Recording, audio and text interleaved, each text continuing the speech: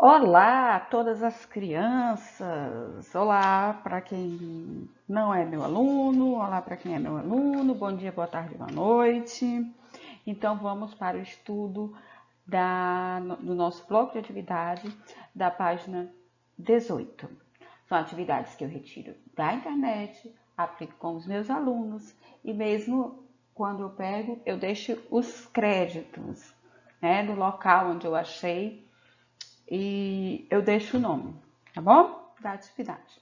Então vamos, coloque o nome, a data, pegue seu lápis, sua borracha e vamos começar. Então, já pegou o lápis, a borracha, coloque aí o nome da escola que você estuda, o nome da professora, o seu nome e a data, tá bom? Você faz a atividade, eu entrego a atividade na segunda, disponibilizo no grupo de interação e você tem até sexta-feira para me entregar, né? Disponibilizo todas as atividades e nós vamos entendendo, compreendendo, conversando e fazendo as atividades durante todas as semanas. Vamos lá? Então, vamos começar aqui por matemática. Então, a questão número 1, nós temos aqui, ó. Aqui, questão número 1. Vamos.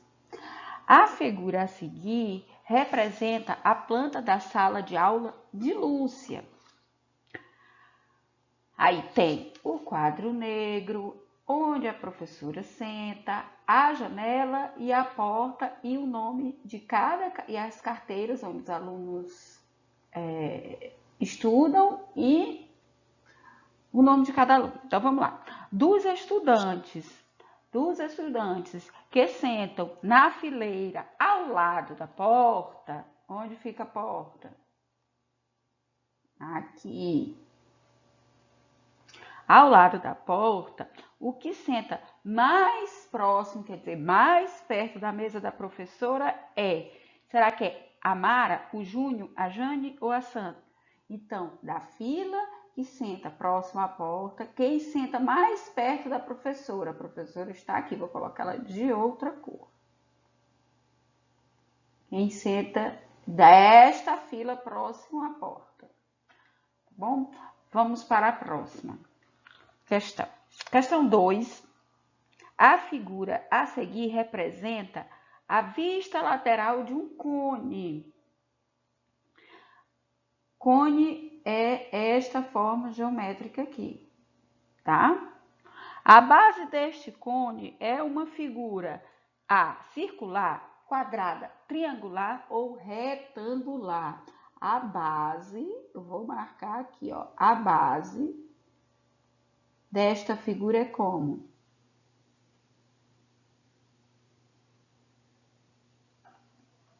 Essa parte aqui, ela é o quê? Né? Próxima questão. Terceira questão. Aqui, ó. E temos uma florzinha bem bonitinhazinha. A mesa de uma sala de aula mede 1,50 de comprimento. Quantas vezes uma régua de 30 centímetros cabe no comprimento desta mesa? Quantas vezes uma régua de 30 centímetros cabe no comprimento desta mesa? O que você tem que fazer? Você tem que pegar 1,50 e ver quantas vezes cabe na régua de 30 centímetros.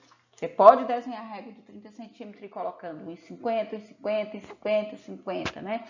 1,50 é 1,5 centímetro. 1,50, 50, 50. Ou pode transformar em fração, que fica como 150 sobre 100 dividido por 30 sobre 100. Ou pode fazer mentalmente, né? Indo se aproximando por números, por divisões, pode ver lá de raciocínio lógico, tipo, se fosse 15 para dividir por 3, quantas vezes caberia, né? 15 porque é 1,50. Vai dividir por 3, que seriam os 30. Aí você vai se aproximando, vai elaborando suas estratégias. Tá bom? Questão 4. Aqui, questão 4. Com uma lata de leite condensado, Letícia faz 45 brigadeiros. Com uma lata, Letícia faz 45 brigadeiros. Com 4 latas de leite condensado, Letícia fará quanto? Estratégias. Como você pode calcular? Você pode botar uma lata, 45. 2 latas, 90. 3 latas, tanto. 4 latas, outro tanto. E ver. E contando de 45 em 45. Você pode também elaborar uma conta de adição com 4 parcelas e número 45, 45, 45, 45 e somar e ver quanto dá. Pode também somar 45 mais 45, 2 vezes, mais, depois pega mais 45 mais 45. Aí vai dar 90 mais 90. E quanto vai dar este final? Ou você pode pegar 45 e dividir por 4. Não, pegar 45 e multiplicar por 4, tá? Você vai fazendo, você vai fazer de uma maneira, de duas maneiras, de várias maneiras. Mas você tem que ver se uma vez que ela faz, a cada vez ela faz uma lata, dá para fazer 45 brigadeiros a cada vez. Com 4 latas, quantos brigadeiros a Letícia faz? Vamos lá? Então, questão 5. Considere a fração 2/5. Professora, não sei fração. Momento importante da fração. Você vai entender que número de cima, numerador. Número de baixo, denominador. Sempre, número em cima, numerador. Número de baixo, denominador. Sempre, repete.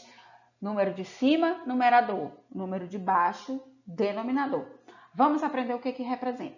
O número de cima é as partes que eu comi, que eu usei, que eu pintei, que eu utilizei do todo. E a letra D é quantas partes o todo está dividido. A letra D me indica, me denomina, por isso é denominador, em quantas partes o todo foi dividido. Então, em cima, as partes que eu usei e embaixo, as partes do todo, em quantos o todo foi dividido. Então, qual é o desenho que diz que eu usei 2 partes de um todo dividido em 5 partes? Ok? Procure. Será que é a letra A, B, C ou D? Questão 6. Próxima questão. Vamos aqui para a próxima questão. A questão é a seguinte. Clara mediu o comprimento de sua tesoura conforme ilustrado a seguir. Aqui temos o desenho. Aqui temos o desenho da tesoura e aqui temos a régua. Régua é um instrumento utilizado para medir coisas pequenas, né? Uma caneta, uma tesoura. Tem regras, as mais comuns são até 50 centímetros. Então, vamos lá. A medida do comprimento desta tesoura é igual a... Observe e marque aqui até onde vai a medida da tesoura. Como se você realmente tivesse medido a tesoura. Estivesse usando o instrumento de medir, que é a régua, para medir o tamanho da tesoura. Até que tamanho foi? Será que foi do 7? Será que a tesoura acabou o tamanhozinho dela no 7? Ela será que chegou até o 8, até 8 centímetros? Se ela ficou entre o 7 e o 8, Qual das alternativas você acha que é a correta? Será que ela deu 6 centímetros? Será que ela deu 6 centímetros e meio da letra B? Será que na letra C ela deu 7 centímetros bem certinho? Ou será que ela foi a letra D, 7 centímetros e meio, passando um pouco mais de 7 centímetros? Ok? Vamos para a questão número 7. Perdoe que eu estou desgrenhada, mas para vocês me verem. Vamos lá. Então, 7ª questão. Nesta questão, nós estamos aqui, ó. Tem esta figura. Observe a seguir. Observe a figura. Vamos lá. Observe a figura a seguir. Marque a alternativa que apresenta a fração das partes coloridas em preto em relação à figura. Essa aqui já até tem a resposta. Mas como que nós vamos descobrir? Lembrando aquela situação que eu falei. A fração ela é representada por N em cima, o traço que indica a fração, divisão, e o denominador embaixo. Sempre. Aí o que eu tenho que entender? Que esse N tem que ser menor que o D, porque o D é a quantidade total que o objeto, que a figura foi dividida. E o N são as partes utilizadas, as partes que eu indico que eu usei. Vamos lá. Observe, marca que apresenta das partes coloridas. Então, quais são as partes coloridas? Mesmo aqui estando em pretinho. Primeiro, nós temos que saber quanto foi o todo. Vamos repetir o traço aqui. Quanto foi o todo? Em quantas partes total? Vamos lá? Então, vamos começar aqui. 1, 2, estou contando. 3, 4, 5, 6, 7, 8, 9, 10, 11, 12. Opa! Então, quantas partes tem no total e quanto eu devo colocar no denominador? 12. Agora, eu quero saber quantas partes são as coloridas. Então, agora, eu vou saber que de 12 partes do inteiro, que ele era inteiro, mas eu dividi em 12 partes, que é o denominador, eu vou saber agora o numerador. Então, eu vou contar as partes coloridas. Vamos lá? Então, vamos só para as partes coloridas. 1, 2, 3, 4, 5, 6. Então, qual é o número que eu devo colocar aqui no numerador? Quais são as partes coloridas da parte do denominador, que foi dividida em 12 partes? A parte 6. Tá aqui a resposta. A resposta correta é a letra C. Muito bem. Devagarzinho a gente vai entrando em frações através de exercícios, porque frações é uma parte mais assim, pesada do 5º ano. A gente aprende a representar frações, entende o que representa uma fração, o que uma fração quer dizer, como representar em números decimais, aprendemos também como elaborar se a gente tiver que dividir e as operações com frações. Então, a gente sempre que puder vai começar a introduzir o conteúdo de frações em matemática, tudo bem? Próxima questão.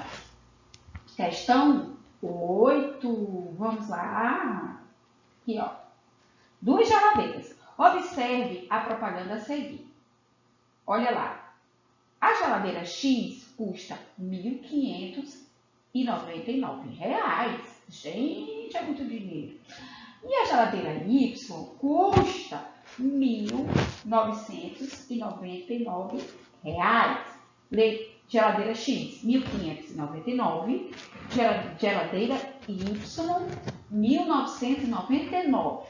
Agora, qual é a pergunta? A diferença de preço entre a geladeira Y e a geladeira X é igual a... Opa, diferença. Quer saber a diferença?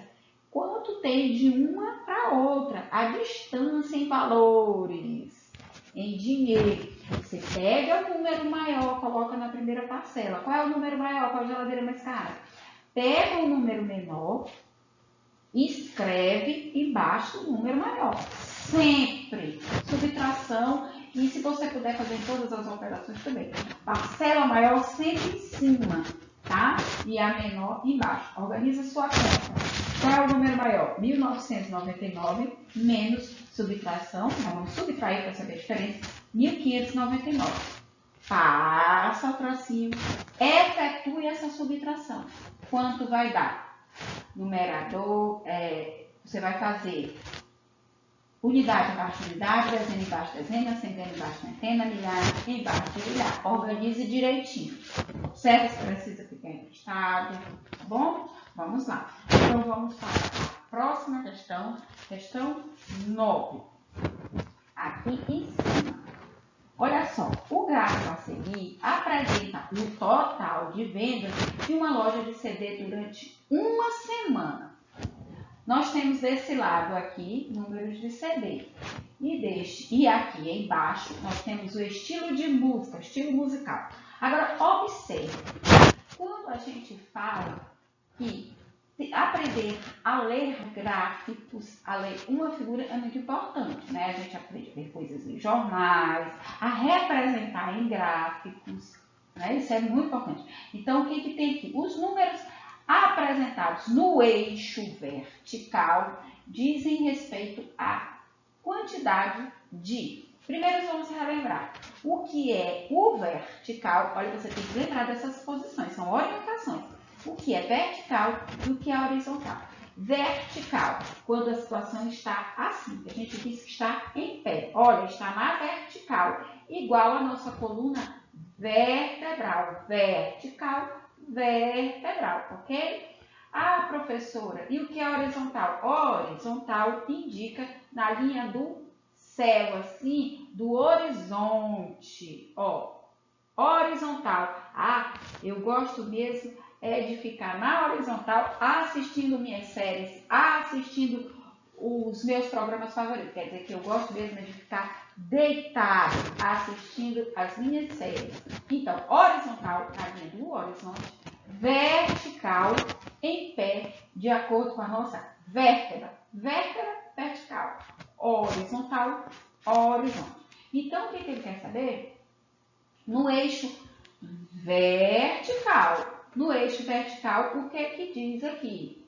Qual a informação que temos aqui no eixo vertical? Aqui, ó. Esse aqui é o eixo vertical.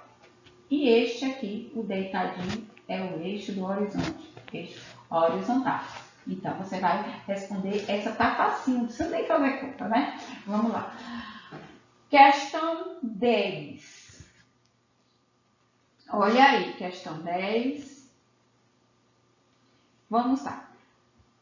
A tabela a seguir mostra a quantidade em quilograma, que é a mesma coisa que quilo, que é aquele kg, quilogramas de frutas que João vende em sua banca. Temos 4 informações aqui. Aqui nós temos a figura de uma melancia, de uma maçã, de uma banana e o total.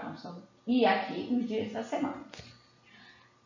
E aqui no eixo vertical, olha aí, os dias da semana, no eixo horizontal, temos os tipos de fruta.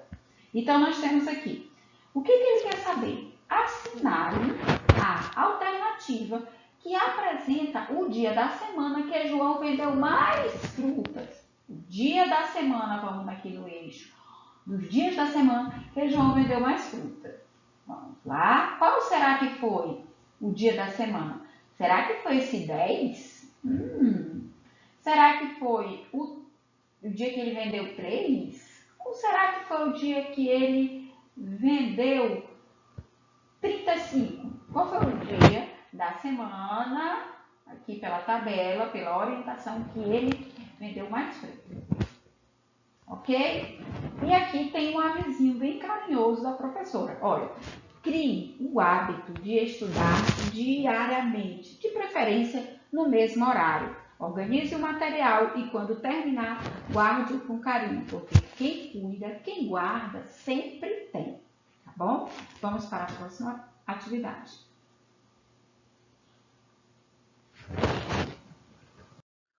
Olá, então vamos aqui para português. Primeira questão, rapidinho para o vídeo não ficar extenso. Então, leia o texto abaixo. Convite, de José Paulo Paes. Poesia. É brincar com palavras como se brinca com bola, papagaio, peão. Só que bola, papagaio, peão, de tanto brincar se gastam. As palavras não. Quanto mais se brinca com elas, mais novas ficam. Como a água do rio, que é água sempre nova. Como cada dia, que é sempre um novo dia. Vamos brincar de poesia? Aqui, ó. Vamos aqui. Nos versos, como se brinca com bola, papagaio, peão, a expressão em destaque reforça na estrofe a ideia de, a palavra como. Como quer dizer comparação, explicação, oposição ou adição. Quando eu comparo, quando eu digo que está como, quando eu digo que está tipo, quando eu digo que está igual, comparando duas coisas. Então, qual será? Então, nós vemos como se brinca, né? Tal qual como se brinca com bola, papagaio e peão. A expressão indica o quê? Questão número 2. Os burros espertos. Um lavrador tinha 2 burros. Para que não fugissem, resolveu amarrá-los em uma só corda, cada um em uma extremidade. Depois de algum tempo, os 2 começaram a sentir fome. A comida estava perto. Grandes montes de feno estavam ao alcance de sua visão. Os 2 tentaram chegar até eles. A corda era muito curta e, puxando cada qual para o seu lado, nenhum dos 2 conseguia alcançar o seu monte de feno. Então, compreenderam que o melhor era sentar e dialogar. Talvez juntos conseguissem encontrar uma solução. Assim o fizeram. Durante um bom tempo, estiveram a dar voltas ao assunto, sem conseguir encontrar um jeito de chegar ao feno. Por fim, disse um deles. Aqui em cima, ó. Vamos ver. Nós dois estamos com fome. A corda que nos une é muito curta e não podemos ir cada um para o seu lado. Aí aqui neste ponto, aqui, ó, bem aqui. Por que não vamos juntos para o primeiro monte de feno? Assim, ambos poderíamos comer dele e depois provar o segundo. Desta forma, comeríamos a quantidade habitual. www.metaforas.com.br é a fonte, local onde se encontrou, onde nasceu a informação, onde está a informação. Olha aqui, ó. O que fez com que os burros, a causa porque os burros buscassem juntos uma solução para a fome que sentiam foi o seguinte, o quê? Qual a causa deles terem que buscar a solução? Hein? Será que é porque eles estavam amarrados por uma corda?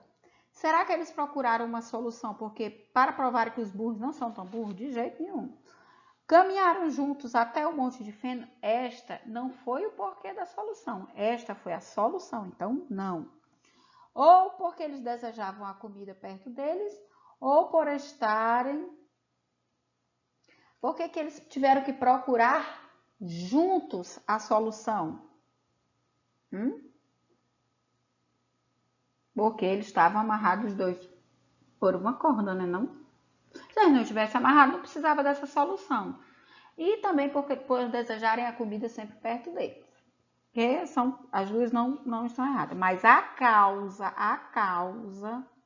é porque eles queriam a comida perto deles. Porque tem bem aqui assim, ó. Por que não vamos juntos para... bem aqui...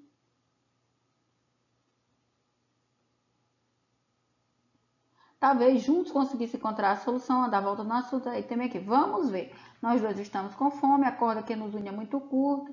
Por que não vamos juntos ao primeiro monte de feno? Assim ambos poderiam comer dele, porque eles queriam comer o feno. Vamos para a próxima questão, questão número 3. Leia o texto abaixo, tá aqui. Seu cachorro merece uma medalha. Se você ama seu animal, nunca o deixe sem a medalha de identificação. Todos os dias, dezenas de cães e gatos fogem ou se perdem pelas ruas das cidades. Nem todos conseguem voltar sozinhos para casa. Identificar, novamente esta palavra, seu animal é uma medida simples e eficiente. Dê essa segurança a ele. Aí vamos aqui embaixo. O tema do cartaz acima alerta para os cuidados que as pessoas devem ter com os animais quanto à sua alimentação, reprodução, vacinação ou identificação. Quarta questão, Chapeuzinho Amarelo. Nós já lemos esse livro é uma primazia, é maravilhoso, porque ele é escrito por um grande artista brasileiro, que é Chico Buarque de Holanda, e ele é ilustrado por outro grande artista brasileiro, que é o Ziraldo, que também faz as ilustrações de O Menino Maluquinho. Então vamos lá. Chapeuzinho Amarelo, de Chico Buarque. Era a Chapeuzinho Amarelo, amarelada de medo. Tinha medo de tudo, aquela Chapeuzinho. Segunda estrofe. Já não ria, em festa não aparecia, não subia a escada nem descia. Não estava resfriada, mas tossia. Ouvia conto de fada e estremecia. Não brincava mais de nada, nem de amarelinha. Agora vamos ver o que é que temos que responder. Peão. Olá, como vocês sabem, né? Temos a parte de português e a parte de matemática, que sempre tem mais questões. Agora nós vamos para ciências, artes, história e geografia. E essa página é uma página assim, sobre resumo para eu explicar para vocês terem um entendimento, resolver exercício e entenderem a visão geral. Importante a gente ter a visão geral. Então vamos lá. Ciências vão falar sobre seleção natural da unidade 4, no livro 76 a 83, Conexão Conectados.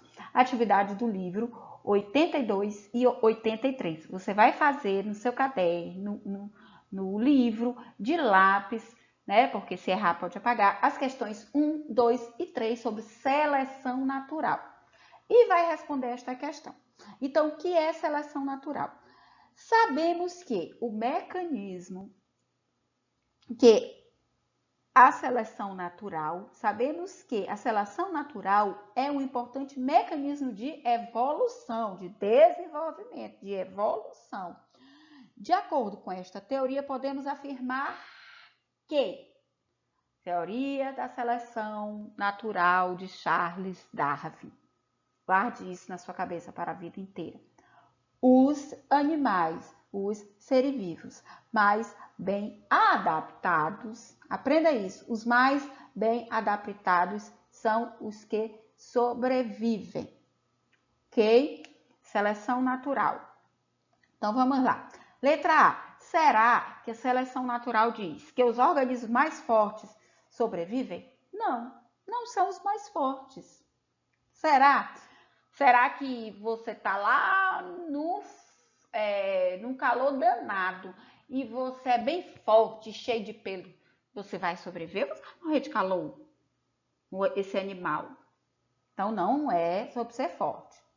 Letra B. Os organismos vivem em uma luta constante pela sobrevivência. Assim, somente o predador melhor sobrevive. Não, não é somente os predadores. No nosso ecossistema, tem o predador, tem a presa, tem o animal grande, o pequeno, e todos estão vivendo ali, né? Porque os animais só matam para alimentação. Então, se ele não estiver precisando se alimentar, ele não vai matar e todos vão viver em harmonia. Letra C. Os organismos mais aptos sobrevivem e reproduzem. Letra D. Os organismos mais aptos morrem? Não! Os organismos mais aptos vão morrer? Não. Negativo, os mais aptos vão sobreviver. E os mais fortes sobrevivem? Não. Letra E. Os organismos que apresentam melhores técnicas de luta sobrevivem? Não. É todo animal que sai por aí lutando? Não. Então, qual a resposta correta? Seleção natural de Charles Darwin. Diz aqui, os organismos mais aptos, os organismos mais bem adaptados sobrevivem e reproduzem-se. Precisa reproduzir, precisa ter filhote para que continue a espécie, ok? Agora vamos para artes. Artes. Olha essa pintura aqui, junina, belíssima.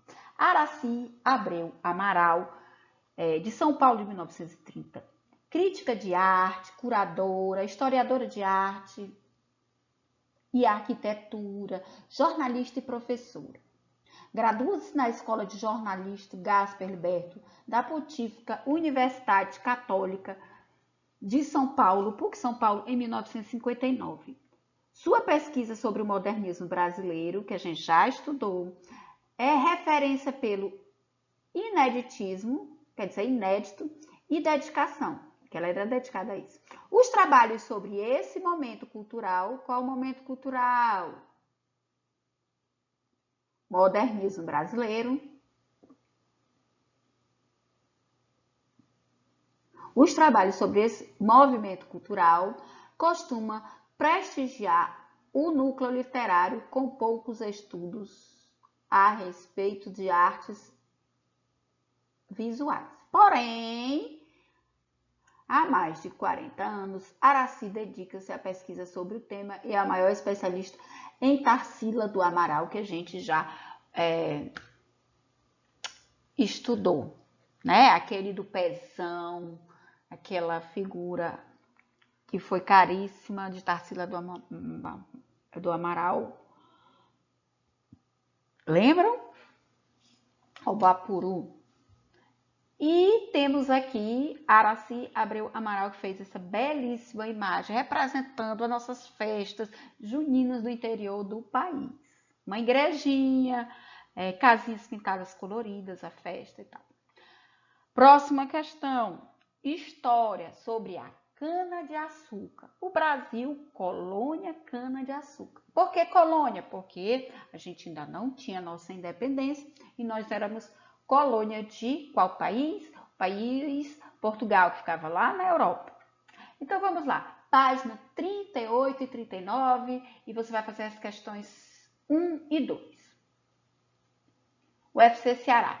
Nos primórdios do sistema colonial, as concessões de terras efetuadas, olha, as doações, concessões, as terras que eram dadas pela metrópole portuguesa, metrópole Portugal, colônia Brasil, objetivaram, quer dizer, tinha o objetivo tanto a ocupação, tanto ocupar como povoar, como a organização da produção de quê? De açúcar, com fins comerciais. Identifica a alternativa correta sobre as medidas que a coroa portuguesa adotou para atingir seus objetivos. Quando estava lá em Portugal e eles precisavam proteger o país que eles tinham acabado de descobrir, que era o Brasil, de que forma? Será que ele dividiu o território em capitanias hereditárias cedidas aos donatários, que por sua vez distribuíam as terras em seis-marias a homens de posses que as demandaram? Letra B. Vendeu as terras brasileiras a senhores de engenho já experientes? Não, ele não vendeu. Então, a letra B não vendeu. Será que o governo, a metrópole português, dividiu o território em governações vitalícias, cujos governadores distribuíam a terra entre os colonos portugueses? Não. Ele não dividiu em governações. D. Armou fortemente os colonos para que pudessem defender o território e regulamentou o uso equânime, quer dizer, igual, né, igualitário da terra entre colonos e índios aliados? Não. O governo da metrópole, a coroa portuguesa, não dividiu o território em formas iguais. Ele estava lá em Portugal, passou, se encontrou na cidade de Tordesilhas, dividiu a América pelo tratado, né, principalmente com a América do Sul, pelo tratado de Tordesilhas, né, dividiu ali mais ou menos onde passando o risco ali do começo ao fim, mais ou menos ali no Mato Grosso, ali no meio, bem mais afastado ao que a gente tem hoje, e dividiu principalmente a região do litoral, que era onde eles conseguiam chegar de barco, né? E ele dividiu em 15 capitanias. Dessas 15 foram dadas a 12 donatários, né? Que são as capitanias, que eram terras hereditárias, que podiam ser passadas de pais para filho mais velho, ok? Então, ele não dividiu entre os índios. Letra E. Então, a D está errada. Não foi igualitário, né? Até hoje, o metro quadrado do litoral é muito caro, porque foram dadas para quê? Um horror de terra daquele foi dado para quem? Para 15 pessoas. Dessas 15, 12 efetivamente ocuparam, a maioria não deu certo. Enfim, vamos lá. Letra E. Distribuiu a terra do litoral, que é aquela que fica lá na praia, a parte do Brasil que tem acesso ao mar, dividiu a terra do litoral entre os mais valentes conquistadores e criou engenhos centrais, que garantissem a moeda das safras de açúcar durante o ano inteiro. A colônia, a metrópole portuguesa não deu nenhum ou quase nenhum subsídio aos donatários. Ela dividiu a terra para pessoas que não eram tão importantes ou que tinha devia alguma coisa para a coroa e mandou para cá para que eles ocupassem, protegessem, mandou jesuítas também para catequizar os índios, ensinar os índios a religião católica, escravizar os índios, mas eles tinham que fazer todas essas coisas, os donatários, porém a metrópole não deu nenhum subsídio, okay? Nenhuma ajuda. Eles tinham que fazer tudo com o seu dinheiro. Geografia. Vamos falar agora sobre transportes e comunicações. Saímos do período colonial, vamos agora para uma outra época, bem mais para cá. Transportes e comunicações. Olha aqui, vamos ler. Os meios de transporte servem para o deslocamento de pessoas e de mercadoria. Os meios de transporte, por exemplo, o caminhão transporta o caminhoneiro, transporta a pessoa e transporta a carga, que é a mercadoria. O trem, o avião, né? Os veículos de transporte, os ônibus, os veículos de transportes foram se modernizando com o passar dos tempos, estamos aqui, ó, se tornando mais rápidos e confiáveis e confortáveis também, né? Os tipos de transporte são terrestre, aquáticos ou hidroviário. Os tipos de transporte são os terrestres, que são rodoviário, que andam pelas rodovias, pelas estradas, e ferroviários, que andam pelas ferrovias, que são os trens. Aquáticos, né, que andam na água, ou hidroviários, que andam em hidrovias, pelo hidro, pela água, que são marítimos e fluviais. Aqui na nossa região de Rondônia, nós não temos marítimos, porque marítimos são tipos de transportes que trafegam no mar. Aqui nós temos os fluviais, que transportam mercadorias através dos rios. E o transporte aéreo, que são os aviões, os jatinhos, as aeronaves, balões, né? Ultraleves, tudo que desloca de um lugar para o outro é meio de transporte, ok? Então, vamos ficando por aqui. Qualquer dúvida, faça a pergunta para a professora, ok? Até a próxima! Temos aí a resenha do livro Mês de Junho tem São João. O que eu quero que você coloque? Você coloca o seu nome, sua série e a data. E aqui tem as bandeirinhas, né, enfeitando. Então, o título do livro é... Qual o título do livro? Qual o nome do livro? O autor, são 2 autores, inclusive são violeiros, você vai ver essa informação. Meu personagem favorito, qual a parte assim que teve um personagem que você gostou, que você achou legal? A história sobre o que fala a história, o tema geral do livro, né? Sobre o tema importante do livro. O que que eu aprendi com a história? O que que você aprendeu? Isso é a parte mais importante. Quando a gente lê uma obra, quando a gente vê um filme, o que que eu levo para minha vida? Não é assistir ou ler por ler. O que que eu aprendi? Por isso que sempre tem essa pergunta nas nossas resenhas de livro. E aqui embaixo tem aqui. Os autores Fábio Sombra e Sérgio Pena são violeiros de verdade e nos convida ao fascinante passeio pelo universo das tradições populares, relembrando com imagens e versinhos bem rimados. Então, eu vou mandar para vocês a indicação do livro, vocês vão ler e responder, ok? Até a próxima.